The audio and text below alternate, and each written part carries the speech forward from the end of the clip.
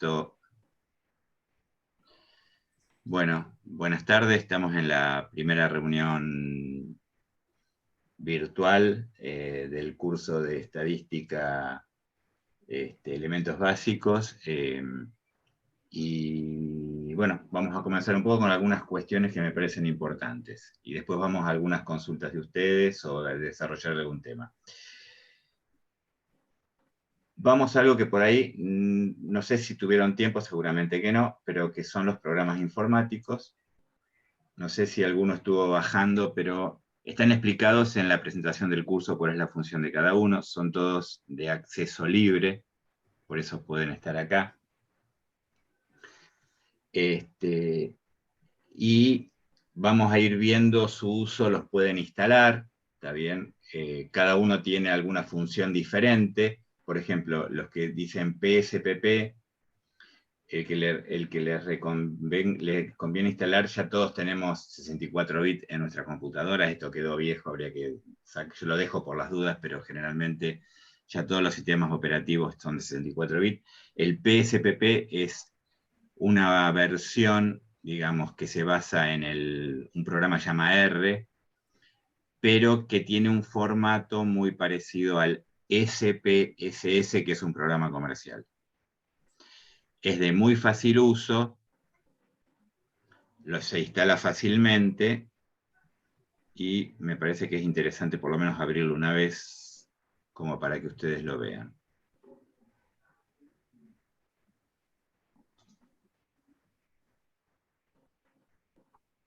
Acá lo tenemos.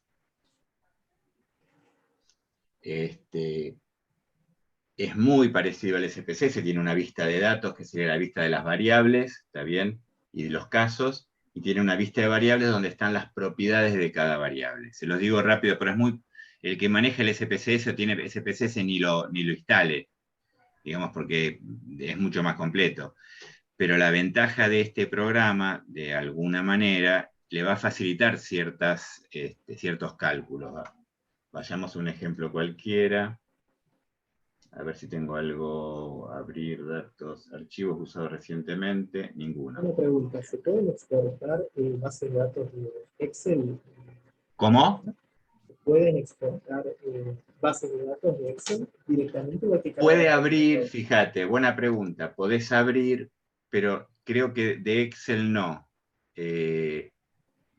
Archivos en .sab, que son archivos de SPSS, pero también puede abrir, abre archivos que vos lo podés convertir separados por comas, creo que es la terminación es CBS. O sea, un archivo de Excel vos lo transformás a CSV y lo podés abrir desde acá. No sé si me expliqué. O más o menos. Pero un archivo de Excel, espera que abra un archivo de Excel. Digo, son importantes estas preguntas porque ustedes, acá tenemos una base, por ejemplo, ¿sí? No importa de qué. Este archivo, cuando está en Excel, voy a archivo, guardar como, y acá lo guardo con formato CSV. De esa manera lo podés abrir en el programa que estamos viendo ahora, que es muy parecido. Acá vamos a abrir uno que es datos de empleados, y acá tenemos el identificador, sexo, fecha de nacimiento, categoría laboral, salario, no importa, ciertas variables. La ventaja de este programa es que muy fácilmente, todavía no vimos nada de eso, pero podemos hacer algún gráfico simple o analizar datos, suponete estadística descriptiva, frecuencias, y ver cuántas mujeres y hombres hay en este caso. Como es una variable, tampoco lo tiene por qué saber, pero es una variable cualitativa nominal, ¿está bien?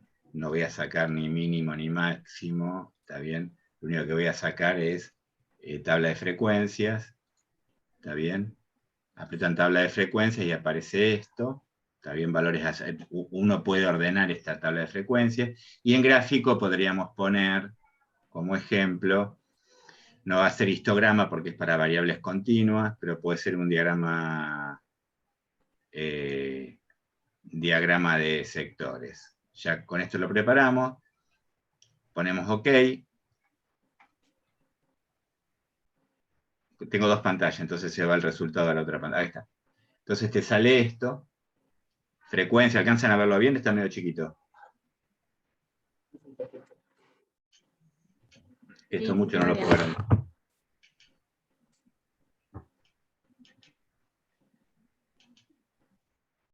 Hombres 258, mujeres, esta es una tablita de frecuencias con porcentajes, también un poco ya lo estuvieron viendo, y acá tendríamos el gráfico.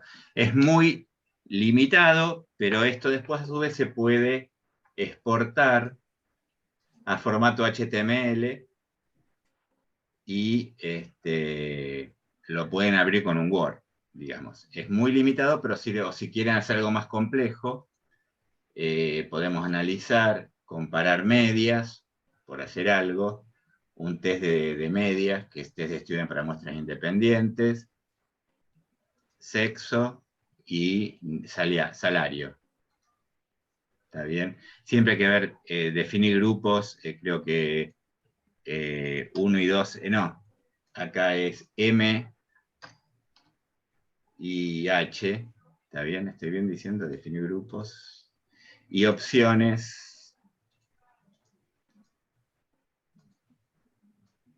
Esperen que acá se me colgó por algo, no le gustó, porque esta variable como es de letra seguramente no le gustó mucho.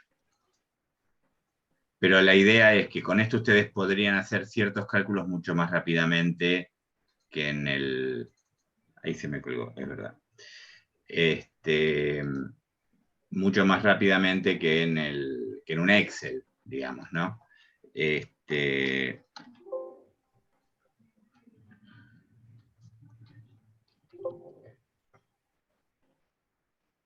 Entonces, vamos a salir de acá. Vamos a abrir el otro programa que puede ser interesante, que es el Epidat. Que el Epidat es como una calculadora estadística, en realidad, donde uno pone los números y salen los resultados. ¿Está bien? Generalmente, lo vamos a ir viendo de a poco, pero les digo, para que vayan instalando los métodos. Y acá tienen, por ejemplo, cálculo de probabilidades, pruebas diagnósticas, tabla de contingencias, tablas de 2×2, ¿está bien? Inferencia sobre parámetros, tenemos una población o dos poblaciones, y ahí te compara promedios y proporciones, ¿está bien? Pero vamos a ver algo muy simple, quiero hacer comparación de dos medias en dos poblaciones, lo único que hay que cargar, a diferencia del PSPP, que uno tiene la base de datos, acá no. Acá tendría que poner el promedio en la muestra 1, el desvío estándar en la muestra 1 y el tamaño de la muestra. Idem en la 2, y después uno va a ejecutar, a calcular, y sale el resultado.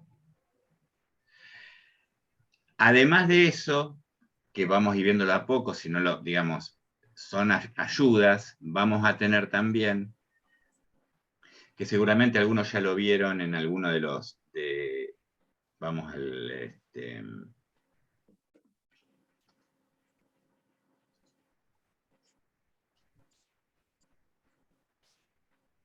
campus, calculadoras estadísticas en Excel. Las calculadoras estadísticas en Excel son Excel preparados para hacer cálculos relativamente fáciles. ¿Está bien? Eso también, están acá todos, pero además en cada una de las... Esperen que me voy a nuestro, acá, ¿no? Abril. En cada uno de los apuntes, en ejercicios prácticos, se repiten y van a poder bajar esas calculadoras. Las tienen todas concentradas arriba, ¿está bien? Y además, en cada uno de los módulos van a tener Excel preparados para hacer cálculos, digamos, estadísticas simples, ¿sí? ¿Cómo estamos hasta acá? ¿Alguna duda, pregunta? ¿Bien? Bueno. Bien, Pablo. Me pueden después ir preguntando si les cuesta instalar algún programa de estos. En general no revisten complicaciones, pero bueno, eso no quiere decir que tengan algún problema, lo pueden hacer. Y otra cosa que es importante, que tienen que tener en cuenta, es el uso constante del foro y sin ningún tipo de vergüenza, sin vergüenza. Estamos en un curso, ustedes no tienen, digamos, yo sé que nadie parte de cero, pero se tienen que sacar todas las dudas, no puede haber dudas. Entonces, ustedes necesitan hacer una pregunta, se van. Y esto es muy importante, porque aparte, inclusive ustedes pueden responderse, ayudarse o responderse, ¿sí? Van al foro de discusión de cada módulo determinado, ¿está bien? Abren un tema de debate, le ponen un nombre y lo escriben. Si se van avanzados, esperen que pongo algún nombre cualquiera, si se van avanzados, les permite, además de escribir, les permite, si quieren, digamos, adjuntar un archivo, lo pueden hacer. O sea, un ejercicio que no les sale en Excel, o un ejercicio o un resultado que lo tienen en Word, lo quieren compartir, lo pueden hacer de esa manera. ¿Está bien? Acá escriben el texto cuál es la pregunta, acá le ponen un título, y a su vez eso va a ir avanzando, o sea, entre ustedes pueden volver a repreguntar. Yo voy a intervenir, lógicamente, y ahí se va enriqueciendo un poco el curso para no esperar, digamos, para no esperar a la próxima reunión sincrónica. Teóricamente las reuniones sincrónicas son para ajustar algunas cosas, pero a lo cotidiano, día a día, sea fin de semana, yo sé que otra cuestión, los fines de semana son los momentos que ustedes por ahí tienen más tiempo para estudiar, o los días que no son, los días feriados, pueden hacerlo. ¿Está bien? Yo generalmente respondo lo antes posible, ¿sí? Entonces, por ese lado no se hagan problema y escriban todo lo que tienen que escribir. Acá tenemos otra persona. Bueno, ¿cómo vamos hasta acá? Van a usar el foro, les pido eso. Otra cuestión antes de seguir, ya que estamos con el susto de ustedes. Vamos al cuestionario, que nadie quiere entrar. Y acá vamos a aclarar algunas cuestiones, cuál es la función del cuestionario. Esto es un curso virtual. El cuestionario tiene como objetivo, es como que estar en clase y participar en clase. Y que ustedes puedan avanzar y saber que entendieron o que no entendieron ciertos temas. Fíjense lo siguiente. Tienen 2 horas y 4 intentos. ¿Por qué es eso? Porque ustedes tienen que, digamos, la idea de esto no es un examen. La idea de esto es que ustedes ingresen y una vez que leyeron todo y que no tienen dudas y que están más o menos bien, vayan contestando las preguntas y si les va mal lo puedan hacer 4 veces. Y si lo hicieron 4 veces mal, ustedes me avisan por mail y yo se los activo de nuevo, ¿sí? Entonces, ustedes lo que tienen que hacer es entrar al cuestionario y tienen distintas preguntas. Acá hay una que ustedes, ya hay una parecida a la que me están preguntando, no me acuerdo quién fue que preguntó sobre el tema de las bolsas. Y después hay preguntas que tienen que ver con este tipo de cuestiones, ¿está bien? Esta que hay que poner, elegir el resultado, ¿sí? Estas son de verdadero o falso, B o F, ¿está bien? ¿Qué otro tipo de preguntas hay? Idem, ¿está bien? Elegir un resultado, ¿está bien? Y después algunas que son, las que tienen el circulito tienen una sola respuesta posible, ¿está bien?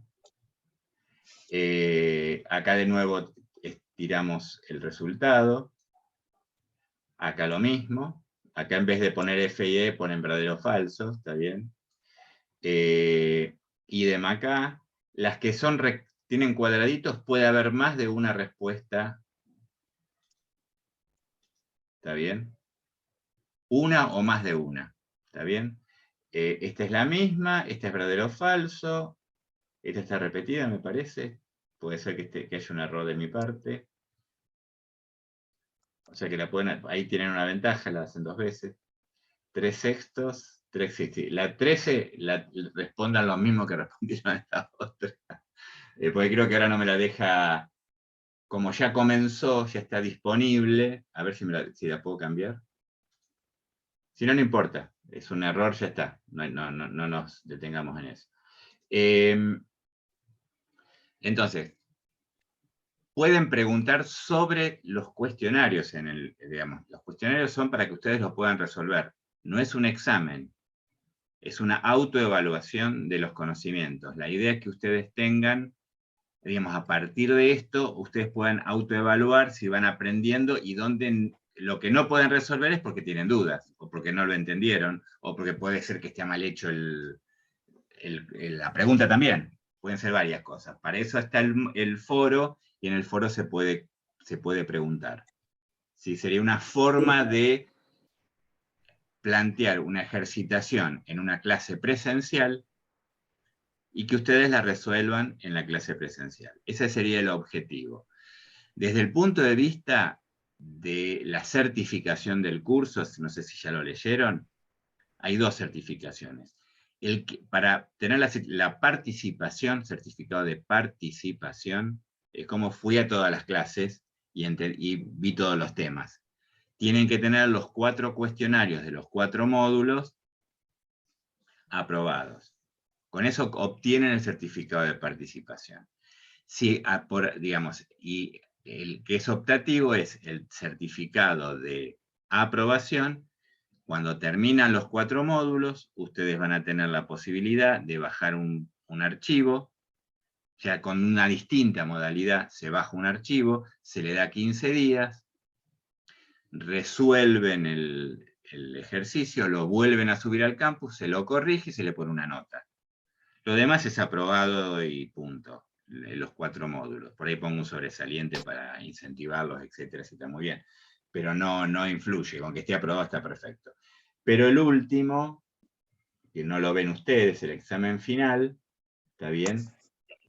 Se va a dar, fíjense que acá tenemos la fecha 14 de junio y hay que entregarlo antes del 28 de junio. Otra cuestión también a tener en cuenta, las fechas son para ordenarlos a ustedes.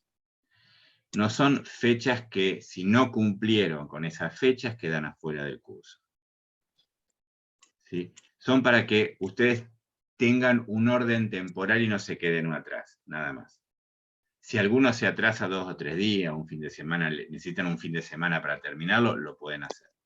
¿Sí? No me tienen ni que pedir permiso. Esto queda abierto y lo van resolviendo, ¿se entiende? ¿Cómo vamos? ¿Quedó alguna duda, alguna consulta del tipo sobre el curso? Antes de arrancar con... Vamos entonces a las preguntas que estaban acá. Yo las había anotado. Dice, el ejemplo 3 dice, el experimento consiste en traer una bolilla de una a una que contiene 6 blancas, 8 rojas y 4 negras. Ese es el ejercicio 3, que estaba... Es este, ¿no? Sí. Bien. Si quieren, arranquemos con alguna cuestión. No vamos a hacer todo, digamos. No vamos a hacer una clase virtual, pero una clase formal, pero de alguna manera lo que vamos a ver es, primero, cuando hablamos de probabilidad, ¿entendieron la diferencia entre probabilidad a priori y probabilidad a posteriori? Primera cuestión. Si es que no, me dicen no y la explicamos. La probabilidad matemática o a priori es cuando uno conoce el universo, ¿sí? Y previamente, sin tener que hacer el experimento, puede calcular las probabilidades. Cuando uno habla de tirar una moneda, cuando uno habla de jugar de una ruleta, cuando uno habla de tirar un dado, conoce el espacio muestral, conoce el universo. Entonces, cuando uno pregunta cuál es la probabilidad de que al jugar en la ruleta salga el número 0, ¿sí? Previo a hacerlo, yo puedo calcular la probabilidad. Eso no quiere decir que después va a salir, pero tengo esa probabilidad. Casos favorables sobre casos totales o casos posibles. ¿Está bien? En este caso, los casos favorables sería el 0, y los casos posibles sería del 0 al 36, o sea, son dividido 37. O sea, la probabilidad de que salga el 0 es 1 en 37. Después sacamos la cuenta, ¿sí? ¿Cuál es la probabilidad de que salga par? ¿Cuántos números pares hay desde el 0 al 36? Tiene que haber 19, ¿no es cierto? Pues el 0 lo considero par. 19 sobre 37. ¿Está bien? Y así sucesivamente. ¿Qué estoy teniendo en cuenta cuando hago esto? O cuando abro el ejemplo de tirar un dado, o cuando veo el ejemplo de tirar una moneda. Que hay equiprobabilidad. Son cuestiones que nosotros tenemos que tener en cuenta. ¿Qué quiere decir equiprobabilidad? Que la probabilidad de que cuando tiro la ruleta, tiro un dado o hago un experimento aleatorio, la probabilidad de que salga cada uno de los elementos sea igual, tenga la misma probabilidad, sea equiprobable. Nosotros sabemos que por razones mecánicas o por razones que sea, si nosotros vamos a una ruleta física, ¿está bien? No hay equiprobabilidad. ¿Se entiende eso? O sea, no tengo la misma probabilidad de que salga del 0 al 36. Posiblemente porque esté desequilibrado el disco, porque el croupier sabe dónde apuntar para que salgan algunos números con mayor probabilidad que otros, etcétera, etcétera, etcétera. Entonces, ya ahí no tendríamos una equiprobabilidad, y para poder calcular la probabilidad de que salga un número tenemos que hacer un experimento. Tendríamos que tirar n veces, digamos, la ruleta y ver cuál es la probabilidad de que salgan ciertos números. ¿Está bien? Ahora, si hay equiprobabilidad, uno, o si sabe cuál es la probabilidad, si no es X, pero si sabe la probabilidad de que salga cualquier elemento de ese universo, uno puede a priori, previamente, sin hacer el experimento, calcular las probabilidades. ¿Está bien? Nosotros nunca nos va a pasar eso. Cuando hacemos investigación, ¿está bien? Primero, que no trabajamos con todo el universo. Segundo, que no conocemos todos los elementos.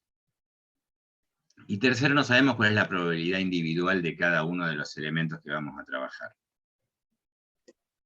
Por lo tanto, nuestra forma de evaluar la probabilidad es a posteriori o experimental, o sea, hacer el experimento. Tirar el dado n veces para obtener el resultado. Esa sería entonces la probabilidad a priori o matemática, y la probabilidad a posteriori o experimental. ¿Cómo vamos hasta acá? Bien, bien. Entonces, después viene todo un tema que yo lo pongo en forma, desde el punto de vista formal, pero nosotros nunca vamos a calcular la probabilidad a priori.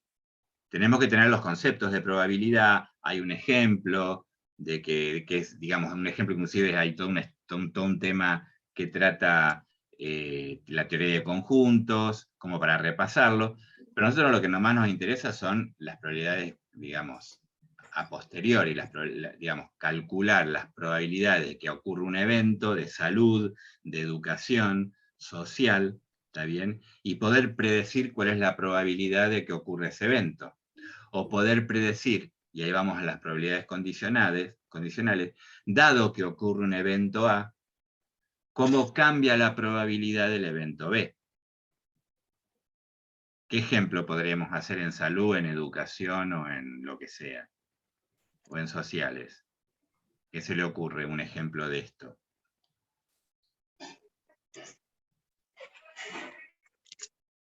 Vamos al COVID, ya que estamos saliendo, esperemos que por suerte estemos saliendo del COVID.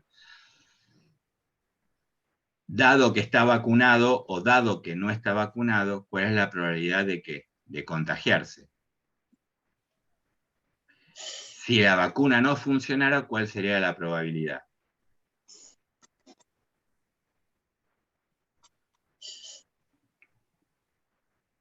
50%. ¿Se entiende? ¿Me puedo contagiar o no me puedo contagiar? Si estoy vacunado o no estoy vacunado, da lo mismo.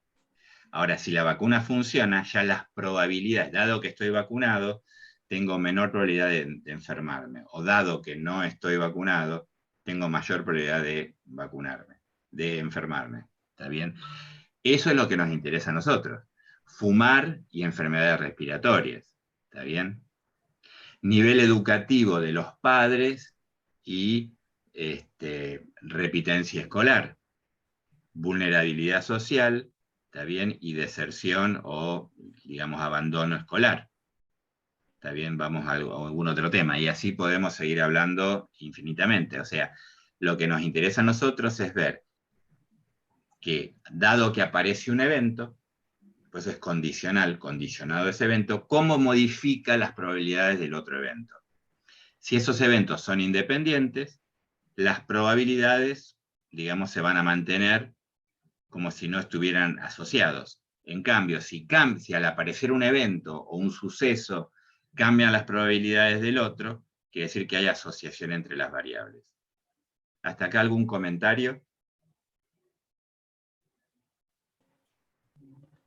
Pregunta, comentario, lo que sea.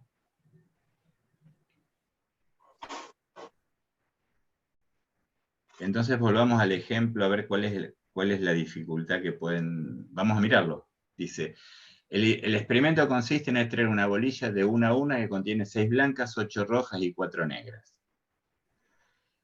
Esta es una formalidad. El espacio muestral es 6 blancas, 8 rojas, 4 negras, que en realidad el n, ¿cuál sería? 18.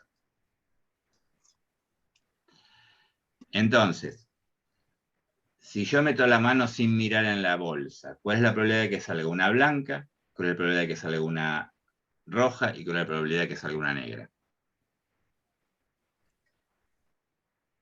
Que salga una blanca sería 6 casos favorables sobre 18 casos totales, que es un poco lo que está expresado acá.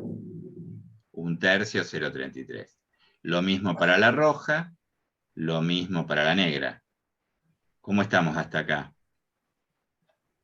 Y a mí lo que se me complica es cuando, por ejemplo, la probabilidad de que se empiezan a cambiar las probillas. La probabilidad que salga Lucas, primero una blanca, sí, primero una blanca, después una negra y después una roja. Cómo se operan las fracciones. te escucho bastante bajo, pero a ver. La unión de las 3 probabilidades me tiene que dar 1. Eso queda claro, hasta acá estamos.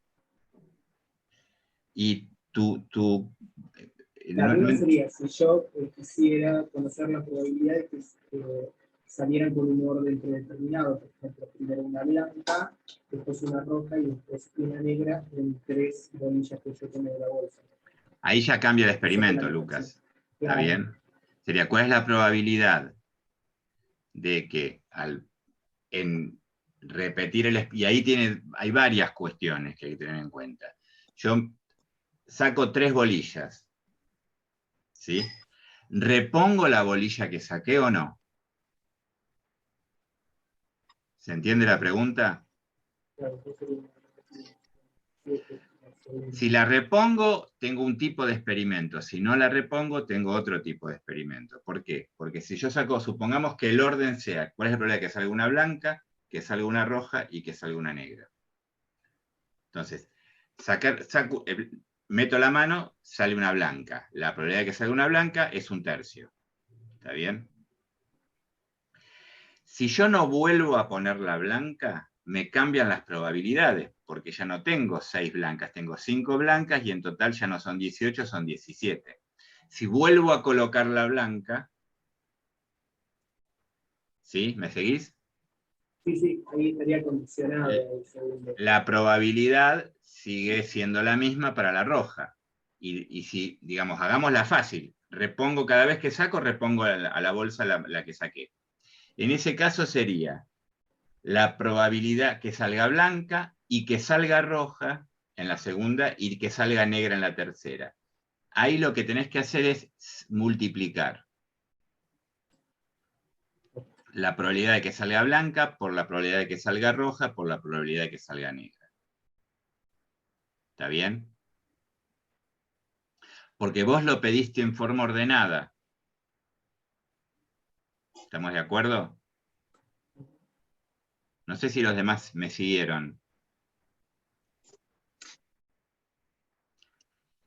Si yo no repongo, tengo que ir viendo, a medida que voy sacando, me cambian las probabilidades. Tengo que tener en cuenta eso, pero el mecanismo es el mismo. Que salga una blanca, por la probabilidad de que salga una blanca, por la probabilidad de que salga una roja, por la probabilidad de que salga una negra.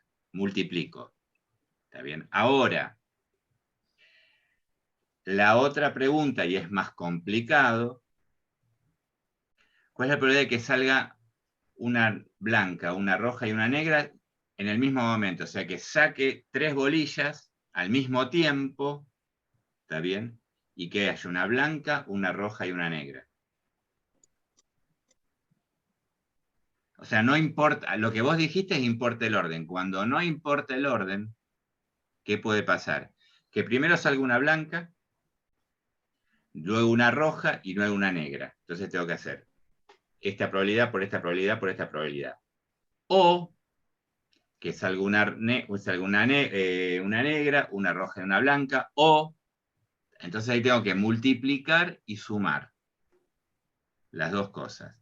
Ese ejercicio, ténganlo en cuenta cuando en el ejercicio que está, vamos a entrar un minuto, en el cuestionario 1,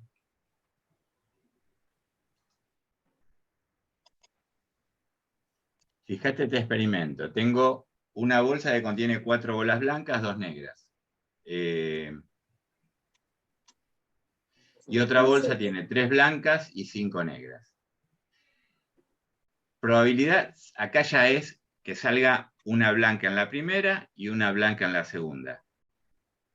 ¿Está bien? Entonces, este número no va, ¿eh? No, lo vuelvo a sacar.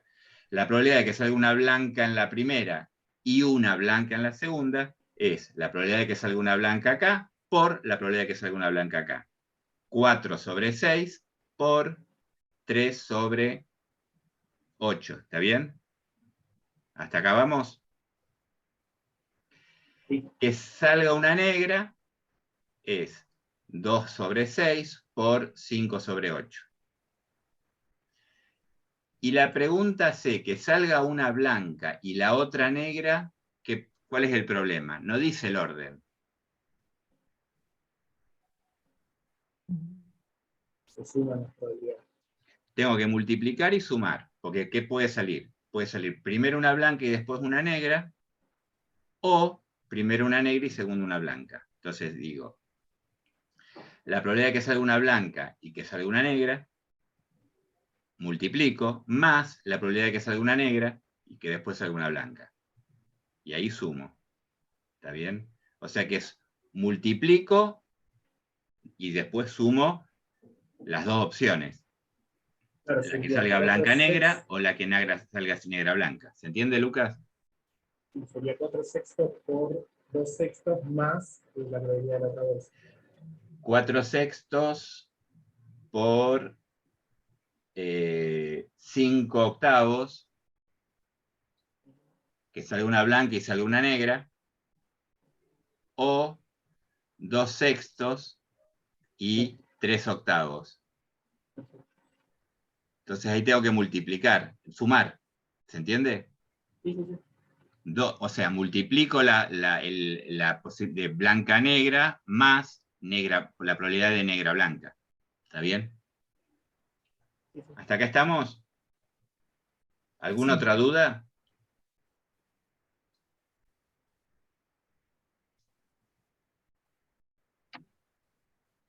¿Vamos a la tabla de contingencia entonces o hay alguna otra pregunta?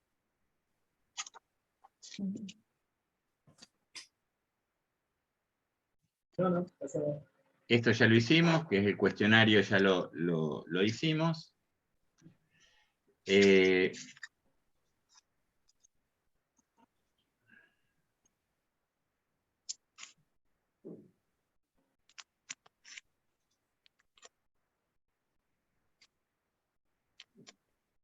Y estamos en este tema, ¿sí?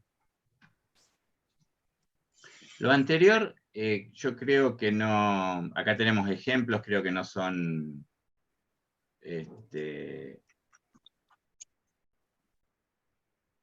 a lo sumo acá un poco en estos, estoy mostrando varias cosas. Vieron que lo que hablábamos de probabilidad, cómo podemos unir la probabilidad a priori y la probabilidad posteriori, ¿sí?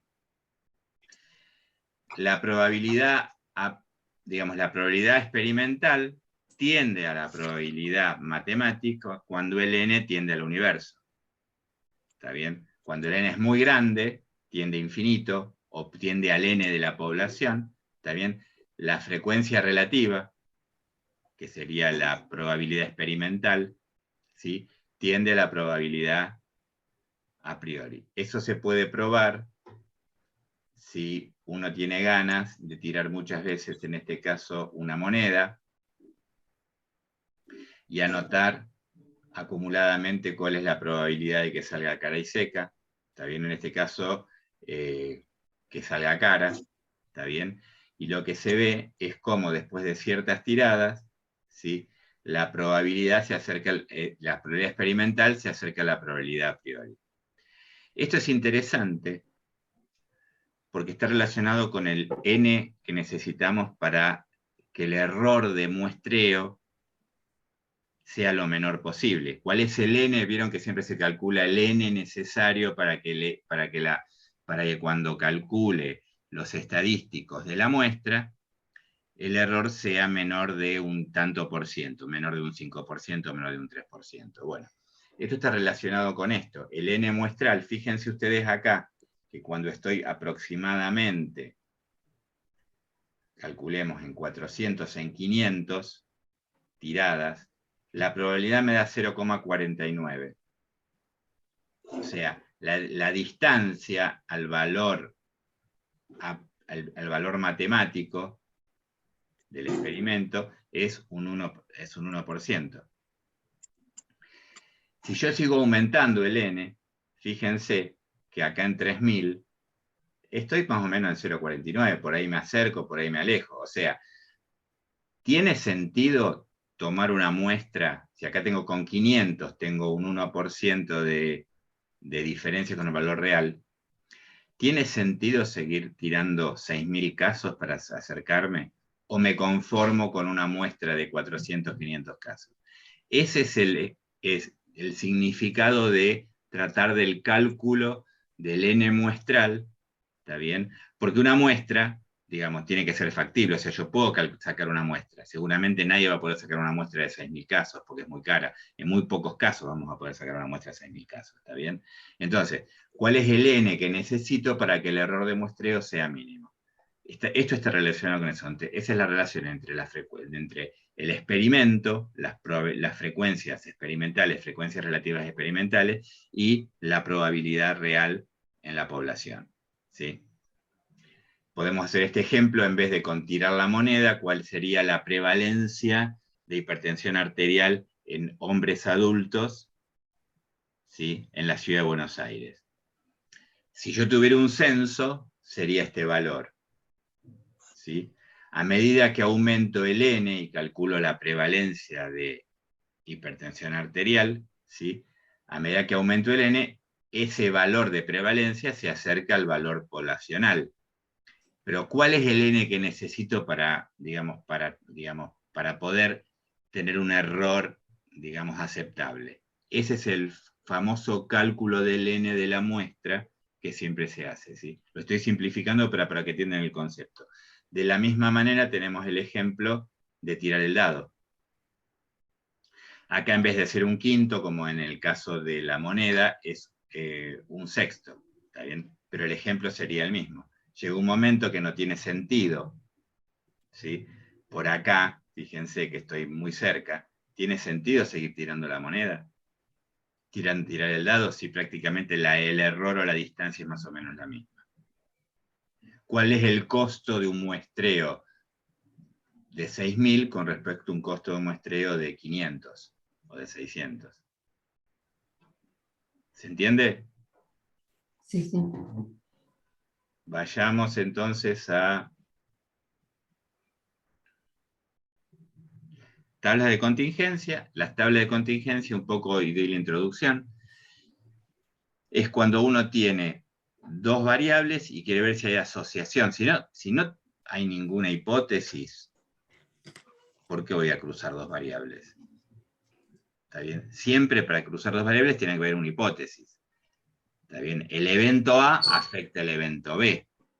Si yo no tengo una hipótesis de ese tipo, no tiene ningún sentido que cruce dos variables. Y las tablas bivariadas o tablas de contingencia es cuando calculo las frecuencias de una variable en conjunto con las frecuencias de otra variable. ¿Está bien? Primer ejemplo. Seguramente acá no está planteada, pero hay una hipótesis en el medio, o hay una idea. Quiero optimizar la cantidad de recursos humanos entre los centros de salud, está bien, entre 4 centros de salud y cantidad de pacientes que atienden por semana. Y lo que quiero saber es si es lo mismo para cada centro de salud la cantidad de pacientes que atienden los distintos días de la semana. Lo que tenemos que tener en cuenta cuando hacemos una tabla de doble entrada es que va a haber, por un lado, una frecuencia de los centros de salud. O sea, en el centro de salud A atiendo 560 pacientes por semana. En el centro B atiendo 229, en el C 646 y en el D 392. El N total, ¿está bien?, semanal de estos 4 centros es 1827. Esta sería la frecuencia que se llama frecuencia marginal, ¿está bien?, de centros de salud. Sería la frecuencia para cada centro de salud cuántos pacientes atiende. Por otro lado tenemos la frecuencia marginal de cantidad de pacientes que se atienden los distintos días de la semana en los 4 centros de salud. La suma de todos estos me va a dar 1827, y esta sería la frecuencia marginal de los pacientes que se atienden los distintos días de la semana. ¿Se entiende esto? Es como si tirara la frecuencia de uno y si tirara la frecuencia de otro. Nada más que eso. Por último, ¿qué sería 350? ¿Qué sería 87? Es la intersección entre las dos variables. Y esto se llama frecuencia conjunta. 350 es la frecuencia que hay entre el centro de salud A el día lunes. El día lunes en el centro A se atienden 350 pacientes, el día martes en el centro A 87 pacientes, y ahí sumando todo esto me va a dar el total. El día lunes se atienden 350 pacientes en el centro A, 120 en el centro B. Si sumo todo esto me va a dar la frecuencia marginal de esto. Esa es la tabla de doble entrada. ¿Cuál es la idea de esto? Es las frecuencias conjuntas están afectadas por alguna de las dos variables. Esa es la pregunta que me tengo que hacer. O sea, en el centro A, ¿se atienden más los días lunes pacientes que en el centro B? Esa es la pregunta. En el centro B, ¿se atienden más los días sábados, menos los días sábados que en el centro C? Esa es la pregunta que me planteo. ¿O es al azar? ¿O no hay asociación? En todos los centros de salud se atienden aproximadamente la misma cantidad de pacientes cada uno de los días de la semana. ¿Cómo vamos? Recuerden esto, si ustedes hacen clic acá, ¿qué pasa? Veamos qué pasa.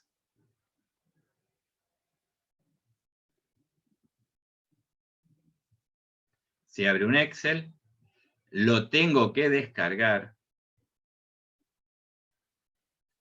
y, ¿me van siguiendo? Lo tengo que abrir. Cuando uno abre un archivo que viene de la web, generalmente aparece esto, que es una cuestión de protección. Habilitamos la edición. Y acá está un poco explicado. Está bien, fíjense, vamos a agrandarlo un poquito. Yo tengo el centro de salud A, y acá tengo la sumatoria. Fíjense, la suma igual suma de B4 G4, ¿está bien? Me está sumando todo esto. Y en 1827 tengo la suma de todo esto, que también podría haber hecho que borro acá, voy a autosuma, y le digo que me haga la suma de estos que están acá. Aprieto Enter y me da lo mismo. Ahora, en vez de sumar los que estaban acá, sumo la frecuencia marginal de centro de salud, sumo la frecuencia marginal de los días de la semana. ¿Está bien? Por otro lado, si yo quisiera sumar, autosuma, de todos los valores de las frecuencias conjuntas, me va a dar 1827. ¿Me van siguiendo? Sí. Bueno. Estas son las frecuencias observadas, son las frecuencias experimentales. Yo pedí a alguien de estadística, pasame la cantidad de personas que se atienden en los centros de salud por día de la semana. Y me mandaron estos datos. ¿Está bien? Se llaman frecuencias observadas. Por otro lado, ¿sí? Así como está, me cuesta mucho saber si hay relación o asociación entre las, digamos, acá dice grupos, pero en realidad serían días de la semana, ¿no?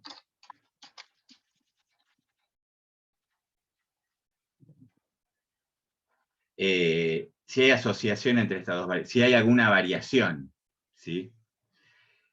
Una forma de poder resolver esto es a partir de lo que se llama probabilidades condicionales, o porcentajes por filo por columna. En este caso lo que nosotros hacemos es, en la tabla de abajo, se calcula la probabilidad condicional por centro de salud para cada uno de los días de la semana. ¿Y cómo lo calculo? Para el día, en el centro A, para el centro A, marco solo el centro A, ¿sí? El 100% del centro A es 560. Entonces, el porcentaje de pacientes que atiende el centro A es igual a ¿qué? A 350 dividido 560. ¿Estamos de acuerdo? Lo borro. Y yo podría poner igual 350 dividido 560. Enter. Entonces, en el centro A, el lunes se asienta el 62,5% de los pacientes, el martes el 15,5% y así sucesivamente. El jueves se atiende poco y el sábado se atiende igual que el viernes, 4%. En el centro B hago la misma cuenta, pero dividido 229, o sea, 120 sobre 229, 43 dividido 229. Y ahí tengo los porcentajes por fila o probabilidades condicionales por centro de salud. ¿Cómo estamos hasta acá? Bien. De esta manera, yo puedo ahora comparar, porque estoy dividiendo a la cantidad de pacientes que se atienden en el centro a los días lunes, y puedo comparar porque a este 62,5% lo puedo comparar con el 52,4%, con el 65,9% y con el 68,1%. O sea que yo puedo decir que, no estadísticamente hablando, pero que hay en el centro de los días lunes se atienden más que en los centros C, B y A. Y que en el centro B, el día lunes, se atienden menos pacientes que en los demás. Ya no estoy mirando los números, sino estoy comparando 350 sobre el total, 120 sobre 229, y de esta manera puedo compararlos, de la misma manera para el día martes, de la misma manera para el día miércoles, y así sucesivamente. De esta forma uno podría saber, o sea, mirar a ojo dónde se atiende más y dónde se atiende menos. Por ejemplo, fíjense, en el centro C se atiende el doble de pacientes que en los demás centros el día sábado. En proporción o en porcentaje estoy hablando, ¿sí? No en cantidad. Esa es una forma de ver la situación. Por otro lado, y acá viene lo de las frecuencias esperadas. No sé si alcanzaron a entenderlo o alcanzaron a leer esta parte porque creo que es medio la última y la más complicada. Las frecuencias esperadas indica cuál sería el valor esperado para que no haya diferencias, o sea, para que los números de las frecuencias conjuntas, esto que está acá, sean proporcionales a las frecuencias marginales. Lo que estoy diciendo es que lo que tiene que estar acá, lo que está acá, esto sobre esto, tiene que ser proporcional a esto sobre esto. Esto sobre esto tiene que ser proporcional a esto sobre esto. Entonces, ¿qué valor tendría que haber acá para que sea proporcional a las frecuencias marginales? Esto por esto sobre esto. ¿Qué tendría que haber en el centro B miércoles? 172 por 229 dividido en 1827. De esa manera, yo voy a calcular las frecuencias marginales. ¿Está bien? No, frecuencia ¿Me conjunta. fueron siguiendo? La frecuencia conjunta, ¿o no? Las frecuencias conjuntas esperadas.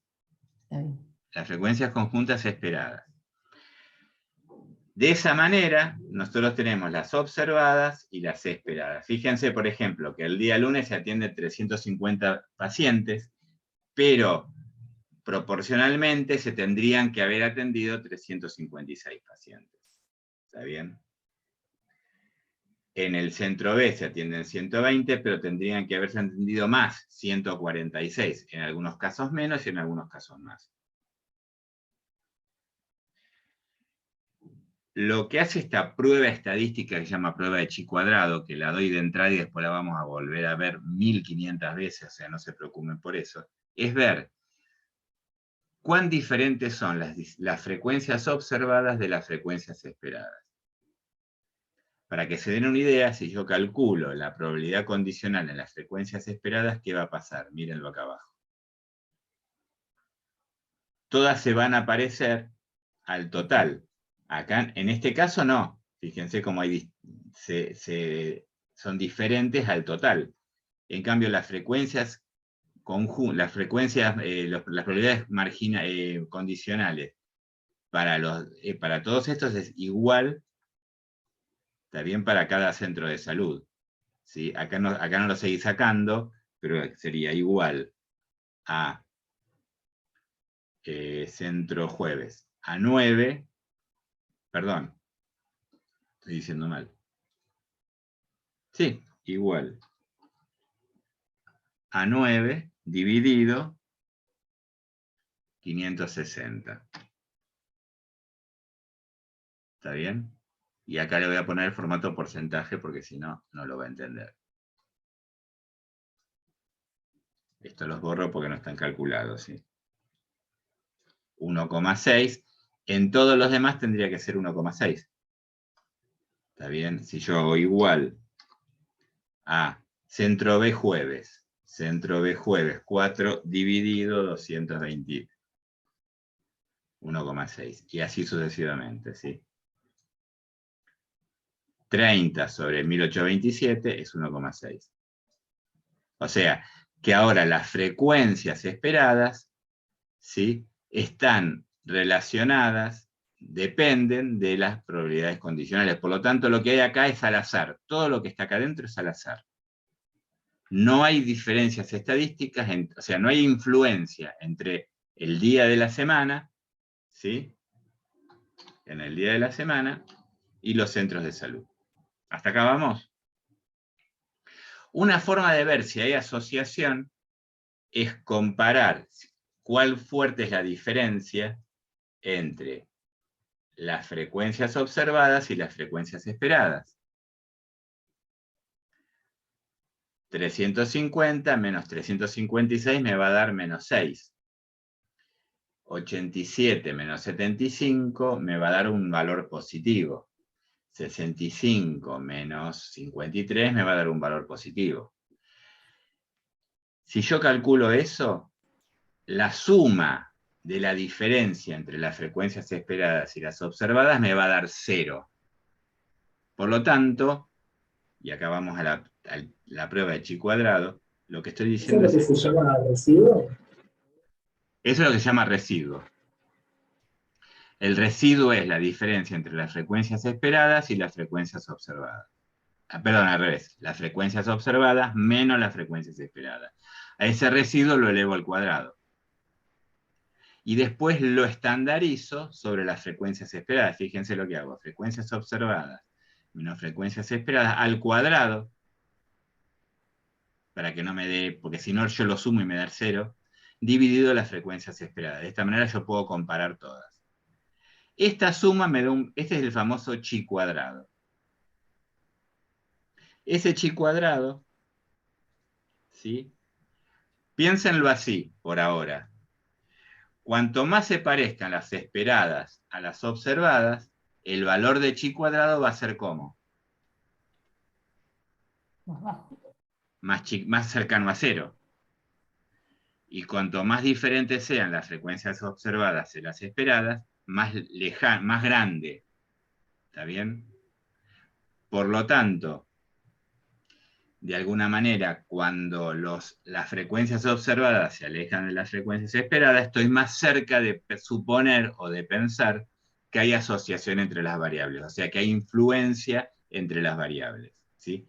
Lo que me dice la prueba de chi cuadrado es justamente eso.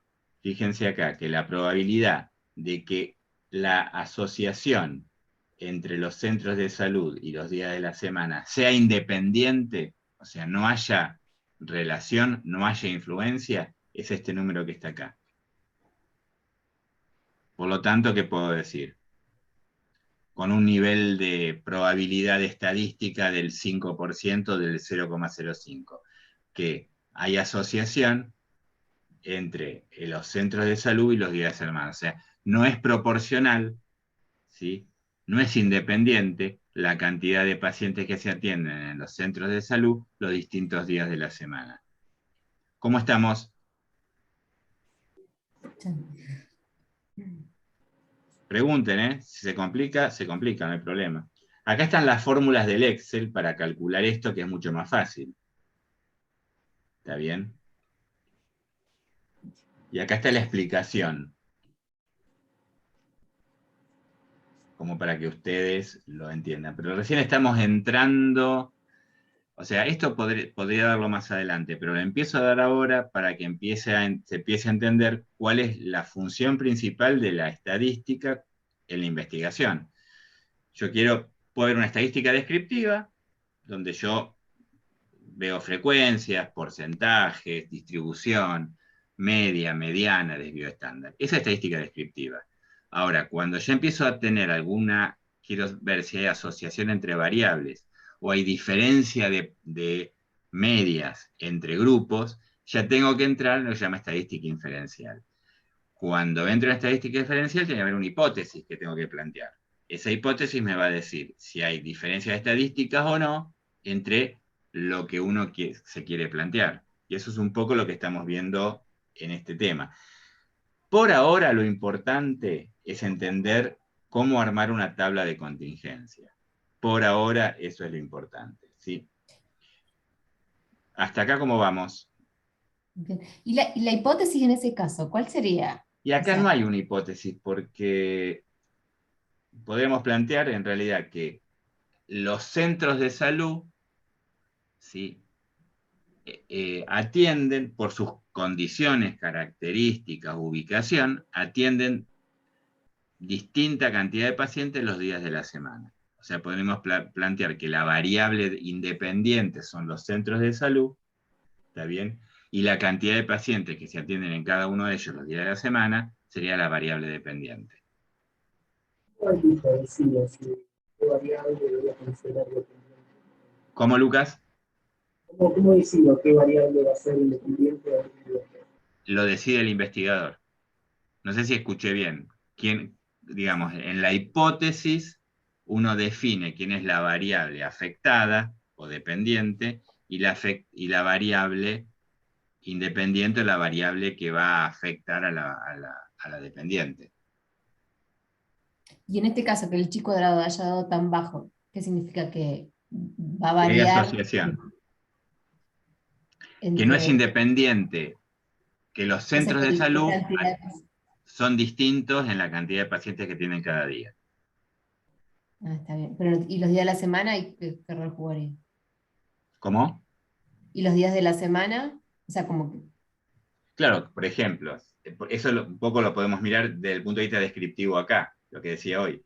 En el centro C atienden un 68%, en cambio en el centro B atienden un 52%.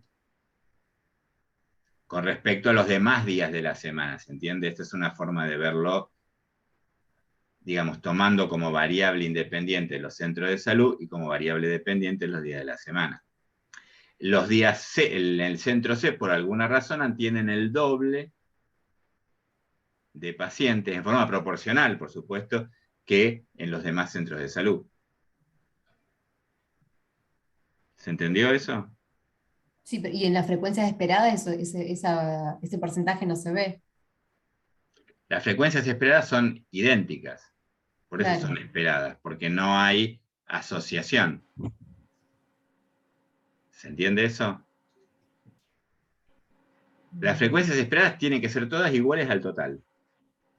Sí. Cuanto más se alejen las frecuencias, digamos, las proporciones o los porcentajes de las categorías de la variable independiente al total, mayor dependencia hay. Está bien, acá tenemos, acá lo resolví con el EPIDAT y fíjense que, ¿qué pasa? El EPIDAT no me dice, ¿para qué te voy a dar este número? Yo te tiro que la P es 0,000 y punto, nada más. ¿Se entiende? Pero los resultados son los mismos. Si este dato, a ver si lo tengo por acá, al ejercicio cuestionario, estamos acá, ¿no? Sí.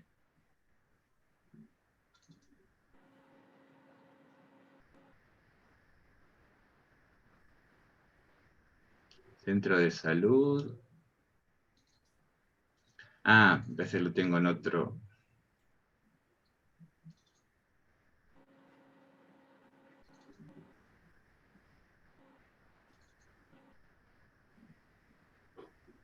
Espera que lo busco y lo resolvemos para que no se asusten, que esto es mucho más fácil. Seleccionar, buscar.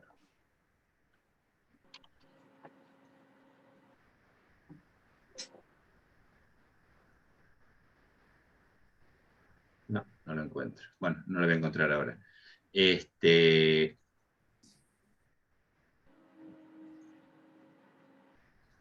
Tendría que estar acá, ¿eh?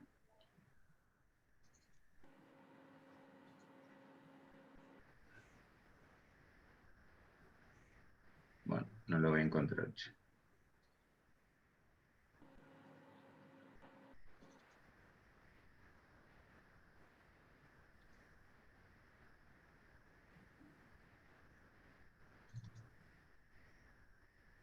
No.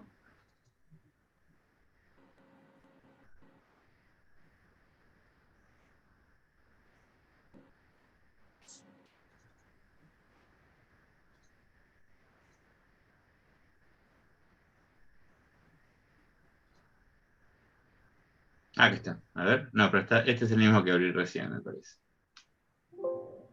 Sí. No. No. Y este que tengo acá.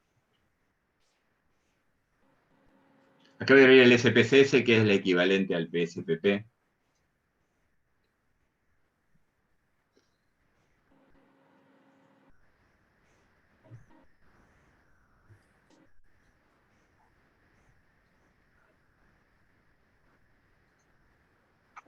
Acá tengo vista de datos y vista de variables. Fíjense que es muy parecido.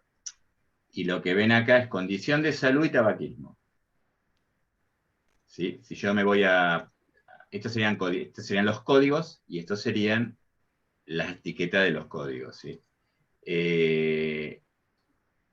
La condición de salud es enfermo sano, no importa, puede ser enfermedad respiratoria, cáncer, lo que sea, como ejemplo, y fumador no fumador. Acá tengo las dos variables. Esta es mucho más simple porque es una variable como dicotómica, no tengo tantas categorías como los centros de salud. Supongamos que yo quiero hacer una tabla de doble entrada acá. Voy a analizar, estadística descriptiva, tabla cruzada, y acá viene la pregunta que hizo Lucas. Yo tengo condición de salud y tabaquismo. ¿Cómo, digamos, sin saber nada, pero acá es mucho más claro, cómo plantearía la hipótesis acá para cruzar estas dos variables? Las enfermas, ¿Cómo? las enfermas. La exposición al tabaco produce enfermedad. O sea que el tabaquismo sería la variable independiente, ¿sí? Vamos a ponerla en las filas, y la condición de salud es afectada por la exposición al tabaco. ¿Estamos de acuerdo? Sí. Vamos a hacer eso solo por ahora. Aceptar.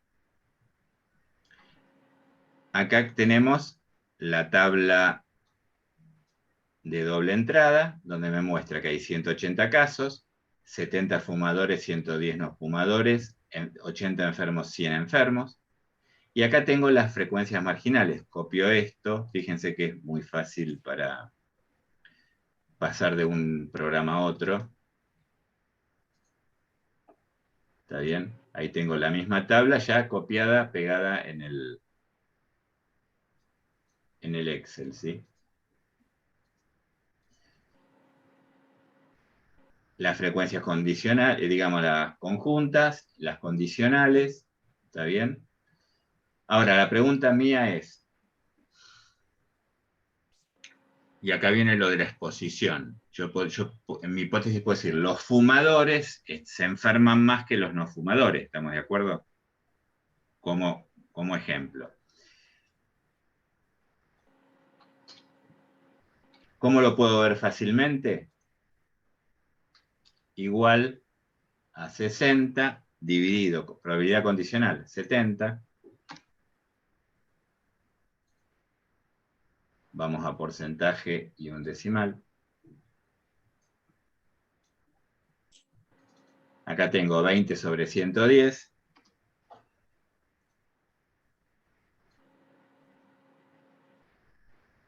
Los voy acomodando. Esto me tiene que dar 100. Está bien, autosuma. Me va a dar 1 porque tengo que darle el formato porcentaje. Y acá vamos, digamos, por este es más simple para que ustedes lo vean. 80 dividido 180.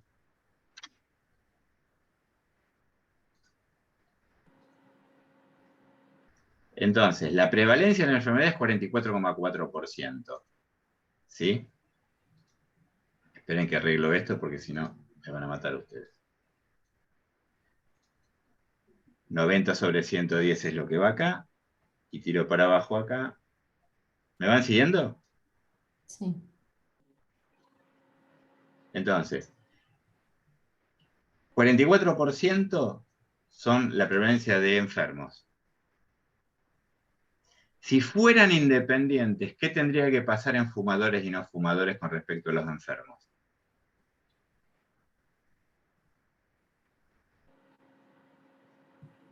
¿A qué tendría que parecerse? A la prevalencia total. O sea que acá tendría que haber cerca del 44% y acá tendría que haber cerca del 44%. ¿Qué problema tengo acá? Los que están expuestos, los que fuman, se enferman en un 85,7% y los que no fuman se enferman en un 18,2%. Sin hacer muchas cuentas, ¿qué puedo decir? Si quieren lo puedo ver así también. Si no lo entiendo así, hago insertar, gráfico,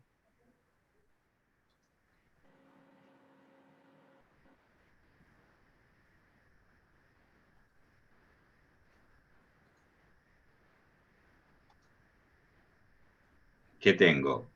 Un gráfico de barras adyacente, donde veo, fíjense cómo se da vuelta. Los que fuman se enferman en un 85,7% y los que no fuman se enferman en un 18,2%. ¿Cuándo? Vamos a estirarlo esto así. De seleccionar datos y vamos a hacerlo hasta acá. A ver si me lo toma. Y acá tengo el total. ¿Está bien? Esta es la prevalencia de la enfermedad.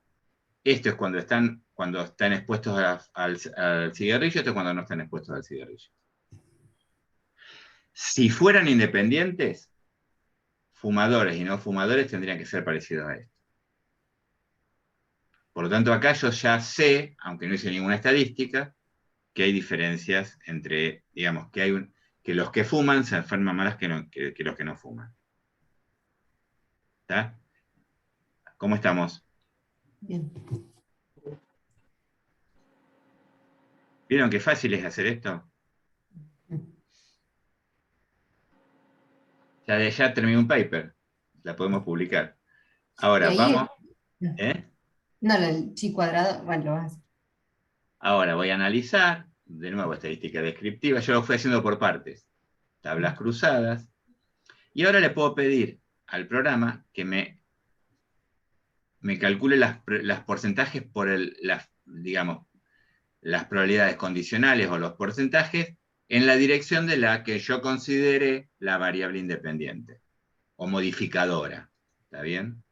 Y me tiré esta tabla, que es la que vimos recién. Frecuencia arriba y porcentaje abajo. ¿Se alcanza a ver bien? Sí. Y también puedo decir, que eso lo comentó, le puedo pedir los residuos no estandarizados. ¿Qué va a ser los residuos no estandarizados? 28 es la diferencia entre la frecuencia observada y la frecuencia esperada. Pero también le puedo pedir, no le pido más nada porque si no me van a matar ustedes, los esperados. Entonces tengo la frecuencia observada, la frecuencia esperada, 60 menos 31 es 28, 10 menos 38 es menos 28. Fíjense que si yo sumo los residuos, me van a dar 0. Por eso sí tiene que elevar al cuadrado. Ahora, ¿qué hago para finalizar? Analizar estadística. Esto lo hago paso a paso para que ustedes lo entiendan. Estadísticos, chi cuadrado. Como es una tabla de 2×2, yo puedo calcular el riesgo, o sea, un odds, las chances, ¿está bien?, de enfermarse, digamos, los enfermos expuestos con respecto a los enfermos no expuestos. ¿Me siguen? Sí. Y eso se llama riesgo. Se va a calcular el chi cuadrado y el riesgo. Continuar a aceptar. Vamos a sacarle todas las casillas esta para que no dejamos el observado nada más y los porcentajes.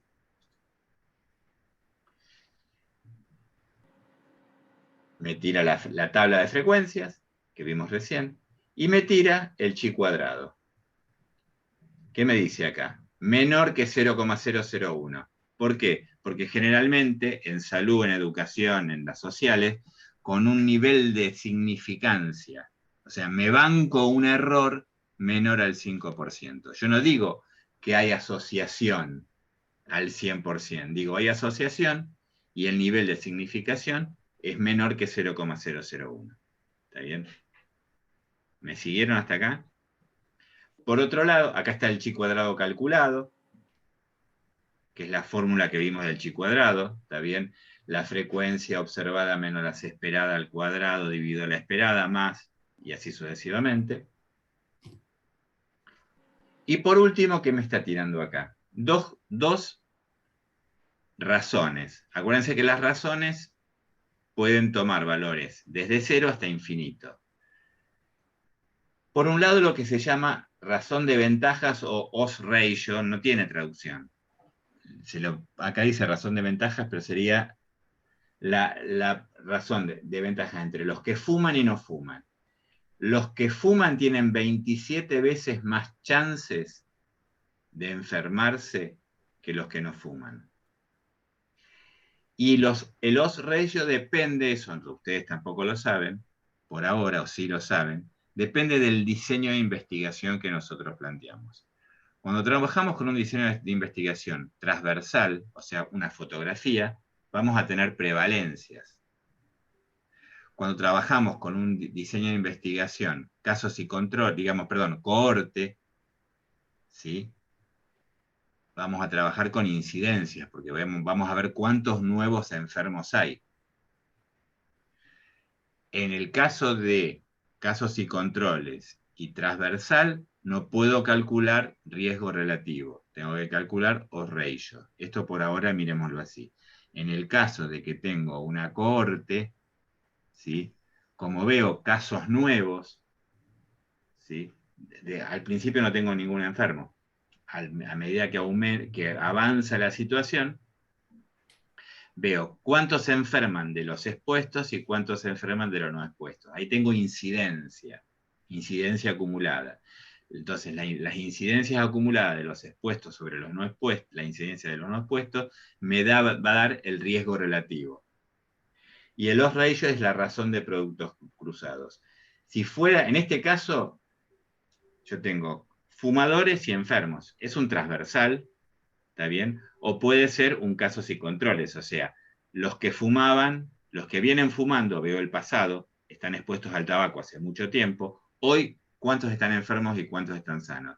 Los que no fumaban, está bien que están expuestos, no expuestos al tabaco, hoy, ¿cuántos se enferman y no se fuman? Ese sería un diseño de casos y controles, ¿está bien? Un diseño de riesgo relativo generalmente es cuando la dinámica de la enfermedad o de lo que estamos estudiando o del evento o del experimento es mucho más rápido.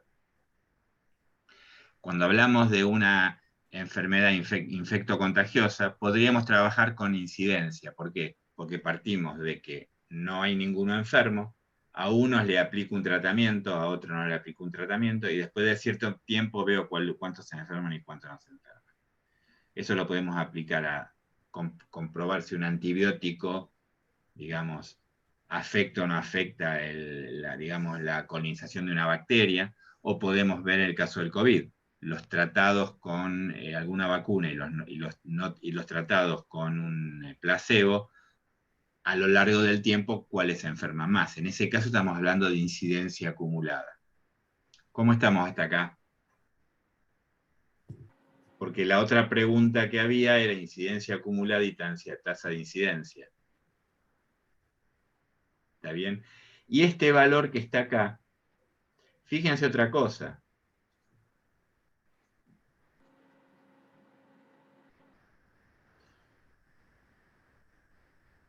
¿De dónde sale este 27?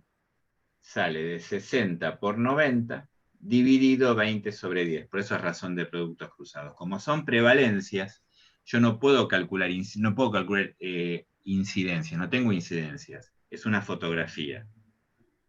¿Eso les queda claro la diferencia entre prevalencias e incidencias? Primero vamos ahí. Sí, sí. Una prevalencia es una foto. ¿Está bien? Un porcentaje. La incidencia también es un porcentaje, pero ¿cuál es la diferencia entre una y otra? Que en la incidencia hay un tiempo determinado. Por ejemplo, cuando uno habla de tasa de mortalidad infantil, ¿cómo la definimos? La cantidad de niños menores de 1 año que mueren, ¿sí? Acumulada a lo largo de ese año, que mueren sobre el total de nacidos vivos. Entonces es un evento que al principio no tengo ningún muerto, pero al final del año cuento cuántos muertos hay. Eso es incidencia acumulada. Nunca se usa la tasa de incidencia real, porque habría que calcular para cada niño en qué momento falleció de esos 12 meses. Y eso es casi, no diría imposible, pero poco factible. Entonces, en forma global, es como si fuera un promedio, lo que se utiliza es incidencia acumulada. No sé si respondí la pregunta que está acá, que es incidencia acumulada y tasa de incidencia. No me acuerdo quién le había preguntado. Sí, sí, ahora me quedó claro. ¿Cómo, Lucas? Sí, me quedó claro el problema metodológico. Sería. Desde el punto de vista práctico se Claro, calcula incidencia acumulada, esa es la realidad. Porque la otra es muy difícil, porque digamos, es como una especie de, dependiendo de cuándo ocurre el evento, a lo largo del tiempo que yo tomé, del periodo que yo tomé, va a tener un peso distinto. Pero globalmente en números grandes no afecta mucho y la incidencia acumulada se acerca mucho a la tasa de incidencia. Entonces se usa directamente la tasa de incidencia. ¿Está bien? claro, porque había un ejercicio donde había en el cuadernillo un ¿Cómo? ejemplo, había en el cuadernillo un ejemplo que hablaba de recidiva de cáncer de mama. Y ponía el caso de la diferencia entre la incidencia acumulada y la tasa. Y Claro. los números eran muy diferentes. Una era el 30% de recidiva y para la tasa era un 6,7. O sea, no entendía esa diferencia. Lo tenemos por acá, ¿no? A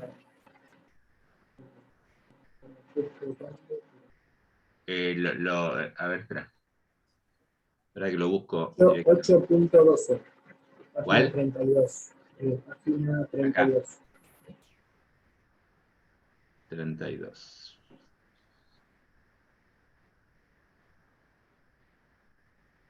Prevalencia, ¿está bien?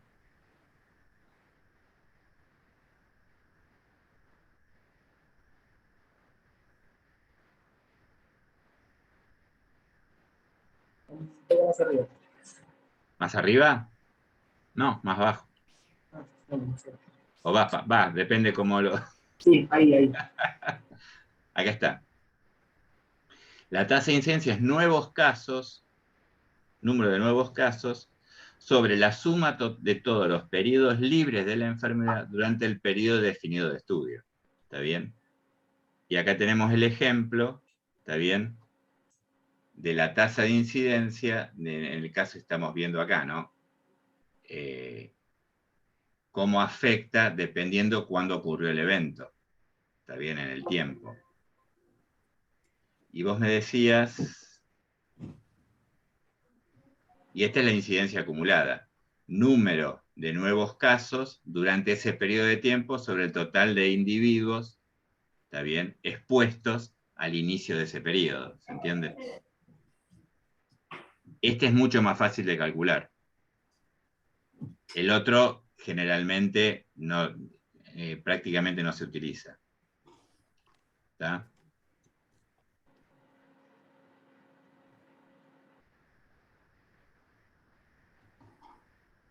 ¿Qué otra cosa nos quedaba de esto?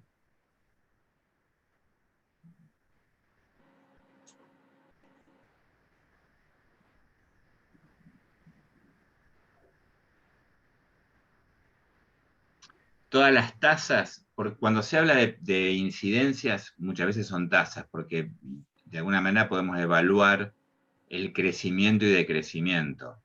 En una prevalencia no es una tasa, ¿está bien? Se pueden comparar prevalencias anuales, como van modificándose, si suben o bajan, y generalmente tengan en cuenta esto.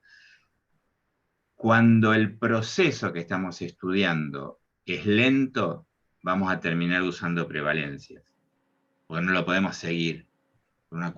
Sí lo podemos, pero tenemos que tener muchos años. En cambio, cuando el proceso, el evento, tiene una dinámica de meses, de días, o es rápida, uno puede de alguna manera calcular incidencia. ¿Sí? ¿Alguna otra? Acá tenemos ejemplos de distintas tasas. Por ejemplo, en el caso de tasa de mortalidad, tasa de letalidad y tasa de morbilidad. ¿Está bien?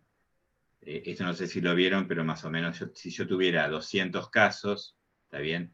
Tengo los no contagiados, los enfermos, los no enfermos, los contagiados y los fallecidos. Ojo, los fallecidos son contagiados. Entonces, la tasa de morbilidad, voy a sumar todos los que tengan color, 47 sobre 200, y ahí tengo, en un periodo de tiempo, esto supongamos que esto ocurrió en una semana. En una semana se enfermaron 47 de 200. ¿Está bien? Ese sería el 23,5%. La tasa de mortalidad son los fallecidos, que son los que están en rojos. La tasa de mortalidad, número de fallecidos, sobre el total, sobre los 200. Tengo un 3%, ¿está bien? Y la tasa de letalidad es el número de fallecidos sobre los que se infectaron. O sea, los que se enfermaron, de los que se enfermaron, ¿cuántos se mueren? ¿Está bien?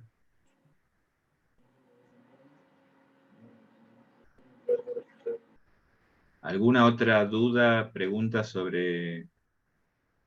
Acá tenemos tasa de mortalidad infantil, creo que es, total y estratificada por, esta es la Ciudad de Buenos Aires, la Ciudad de Buenos Aires tiene 15 comunas y podemos calcular para cada comuna la tasa de mortalidad infantil. En este caso, otra cosa que no dije es, cuando la prevalencia es muy chica o cuando la incidencia es muy chica, se trata de redondear a un número entero.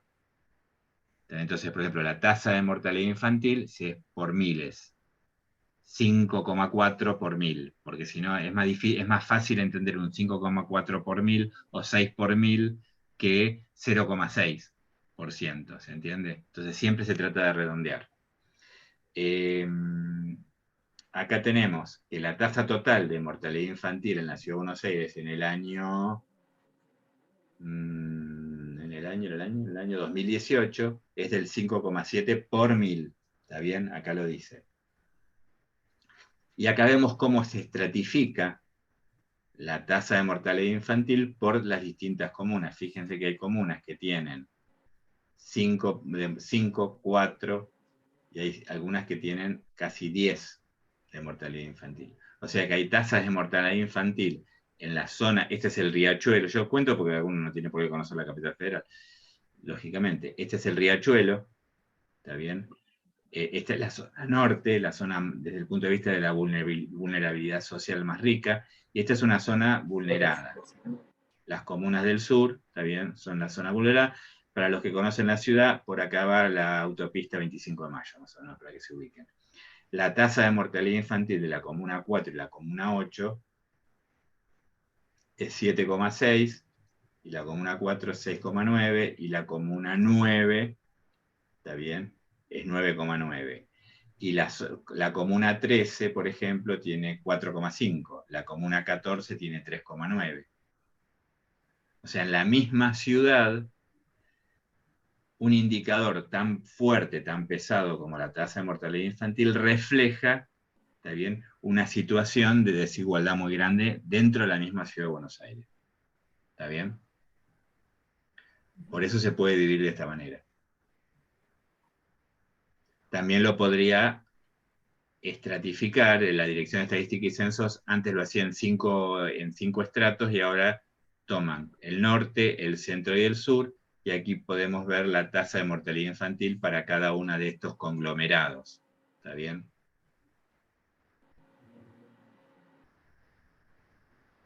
Bueno, ¿dudas, preguntas, consultas hasta acá? ¿Comentarios? Esta primera clase es bastante conceptual, no se asusten. Es como pegar una mirada general. Si vieron, no vimos el apunte 1, pero el apunte 1 es un apunte que cuenta un poco de qué se trata la estadística, la probabilidad, etc. Muestra gráficos. Después vamos a ver específicamente estadística, sobre todo nosotros tenemos que ver estadística descriptiva, ¿sí? Cuándo aplicamos tablas, qué tablas hay que aplicar y cómo se arman, qué gráficos hay que aplicar y cómo se arman esos gráficos, cuándo corresponde usar una tabla o un gráfico determinado y no otro, ¿sí? Así que bueno, por ahora esta es una pequeña clase introductoria y muy conceptual. Una consulta, ¿los contenidos del módulo 2 aparecen a partir del 3 de mayo o cuando se resuelve el cuestionario?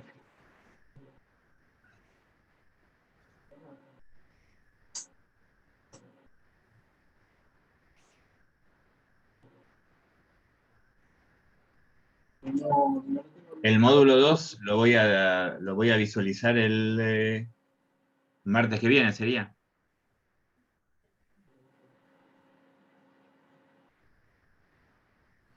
el martes que viene. No, acuérdense, queda disponible el módulo 1, queda disponible el cuestionario para que ustedes lo puedan seguir resolviendo. ¿Está bien? Bueno, si no hay más preguntas, consultas, dudas, nos vemos. Acuérdense, ya que estamos, que en reuniones sincrónicas indica cuál es la próxima. La próxima sería el 10 de mayo. Ok, ¿Está bien? bien. Bueno, Bueno, agradezco la participación y les recomiendo usar en forma intensiva el foro de discusión. No tengan dudas en utilizar el foro de discusión, ¿está bien? ok. Bueno, Gracias. nos vemos el 10 entonces Bien. Hasta y nos luego. conectamos todos los días. Espero. Bien. Ok, gracias, profe. Hasta luego.